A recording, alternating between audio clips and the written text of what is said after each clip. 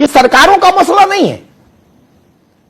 Police की स्थिति तो कभी नहीं बदली, और खास तौर पर निचले स्तर के जो पुलिस बल है, जिसमें सिपाही और सब इंस्पेक्टर और इंस्पेक्टर तक की आप मान लीजिए संख्या, उनकी परिस्थितियां तो बहुत ही कारुणिक रही। और उसमें भी जो सिपाही है उसकी स्थिति तो, जब से मैंने पत्रकारिता शुरू की तब से कभी मैंने देखा ही नहीं कि सिपाही के बारे में कोई चिंतन हुआ हो, कोई मनन हुआ हो।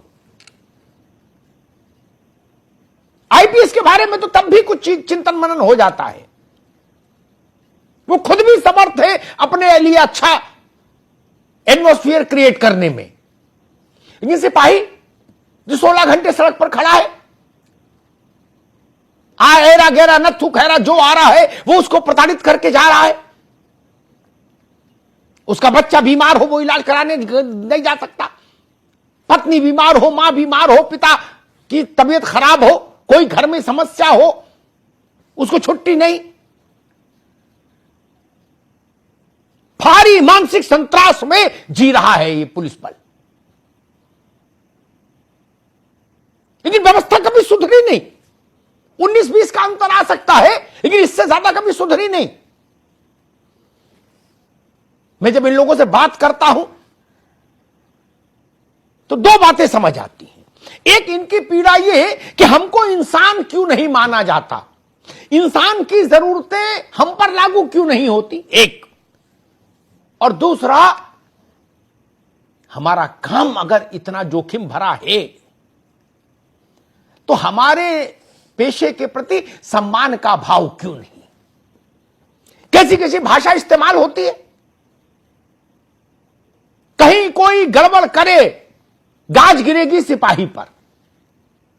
गड़बड़ एसएसपी करें, आईजी करें, एडीजी करें, डीजी करें, नपेगा सिपाही सबसे पहले। चालान काट दे तो सिपाही गाली खाए, ना काटे तो गाली खाए। ये परिस्थितियां पैदा कैसे हुई? और ये आज का विषय नहीं है, भाजपा कांग्रेस सपा बसपा का मसला नहीं है। ये जो मैं बता रहा हूं वो कड़वी सच्चाई बता रहा हूं। कम से कम जो कप्तान है या कप्तान से ऊपर के अधिकारी है वो इस अपमान से तो बचे हैं। उनके कपड़े तो नहीं कोई फाड़ता, उनके थप्पड़ तो नहीं कोई मारता, उतना तो अमला जमला वो लेके बैठे ही ना। नहीं, सिपाही की सुरक्षा कौन करेगा? होमगार्ड की सुरक्षा कौन करेगा? उसके सम्मान की रक्षा कौन करेगा? और एक बड़ी विसंगति है जिसकी ओर पता नहीं राजेश राय ने कभी सोचा कि नहीं सोचा। और अनीस भाई को भी, क्योंकि भारत की जो व्यवस्था है इसमें तो आईएएस ही सब विभागों का मुखिया है। डीजीपी आईपीएस होता है, लेकिन प्रिंसिपल सेक्रेटरी होम तो कलेक्टर आईएएस ही होता है ना। तो मुखिया तो वो आईएएस ही है। इस देश की या संचालन की भागदौड़ तो आईएएस ने कभी अपने हाथ से जाने नहीं दी। ठीक है, क्या कभी आप लोगों ने चिंतन किया? अजब विरोधाभास है, अजब विरोधाभास। राजेश राय जिससे ये उम्मीद करते हैं, अनीस अंसारी जिससे ये उम्मीद करते हैं कि जो सिपाही चौराहे पर तैनात है वो बदमाश को देखते ही उसको ढेर कर दे, उसमें राणा प्रताप का शौर्य हो, शिवाजी का पराक्रम हो। अच्छा जी, ठीक है। और गाली खाए दरोगा जी की, साथ में ये भी मैंडेटरी है ना। कप्तान साहब की गाली खाए, उनके कुत्ते को घुमाए, नेताजी की गाली खाए, पत्रकार की गाली खाए, गुंडे मवाली की गाली खाए।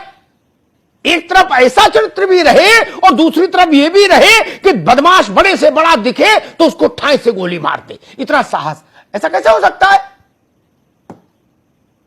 ऐसा कैसे हो सकता है? दो विपरीत परिस्थितियों को आप एक शरीर में ढालना चाह रहे हैं कि हमारा नौकर बना रहे और साहसी राणा प्रताप जैसा हो जाए।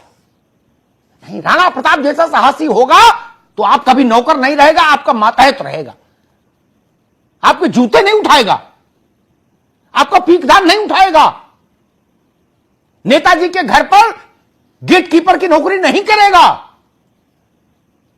विधायक जी के लिए पान नहीं लगवा के लाएगा, पैसे फेंक देगा विधायक जी के मुंह पर।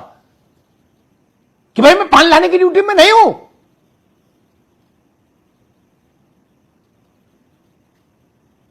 साहबों की पत्नियों को शॉपिंग बैग नहीं पकड़ेगा ना। जिस हाथ में आप गन पकड़ाते हो उसी हाथ में कहते हो कि मेम साहब के शॉपिंग बैग भी पकड़ो। ये एक साथ चल सकते हैं क्या? ये समस्या है, जिस समस्या के चलते अपनी कनपटी पर बंदूक रख के, रिवॉल्वर रख के गोली मार रहे हैं नौजवान। इस पर विचार करना होगा, कुछ समाधान देना होगा हमको। ये पीड़ा